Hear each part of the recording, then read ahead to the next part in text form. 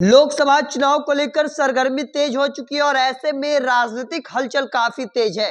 दरअसल सारण लोकसभा सीट पर एक और जहां लालू प्रसाद यादव की लाडली बेटी रोहिणी आचार्य को इंडिया गठबंधन की ओर से उम्मीदवार बनाया गया, तो वहीं भारतीय जनता पार्टी ने एक बार फिर से राजीव प्रताप रूडी पर सारण लोकसभा सीट का दांव लगाया है।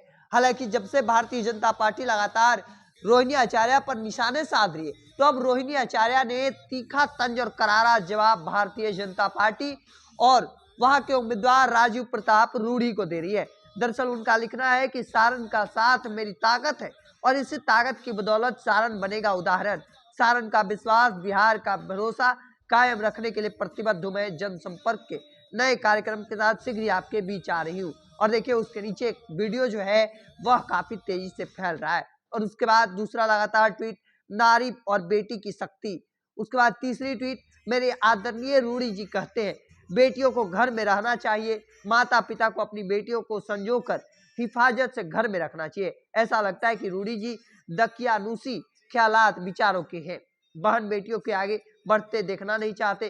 किस जमाने में जी रहे हैं आप रूडी जी। और उसके बाद देखिए महिलाओं के साथ एक तस्वीर शेयर की गई है जिसमें खुद रोहिणी आचार्य भी है। और उसके बाद लगातार तीसरी ट्वीट भी कर रही है, सोच खुली है मेरी, हौसले बुलंद है, ताकत जनता मेरी, बस आसमान छूना बाकी है। सारण की रोहिणी, सारण बनेगा उदाहरण, सारण रोहिणी की जिम्मेवारी।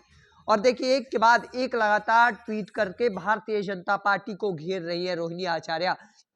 क्योंकि भले ही अब तक वहां से उनकी मां ना जीत पाई हो, उनके लालू प्रसाद यादव के संबंधी चंद्रिका राय न जीत पाए हो, लेकिन लालू प्रसाद यादव वहां से चुनाव जीत कर गए हैं। और ऐसे में एक बड़ा सवाल है कि एक बार फिर से रोहिणी आचार्य पूरा माहौल बना चुकी है और उम्मीद है कि आने वाले समय में वो माहौल जो है वो चुनाव के जीत में बदल सकता है।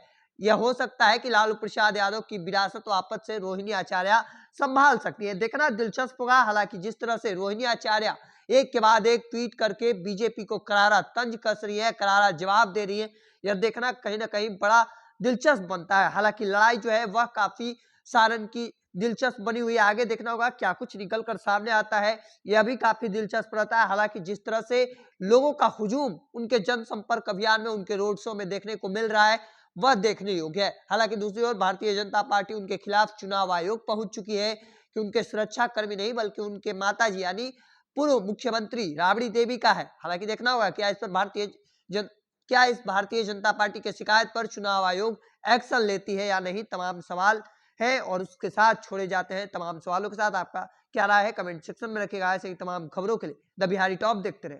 धन्यवाद।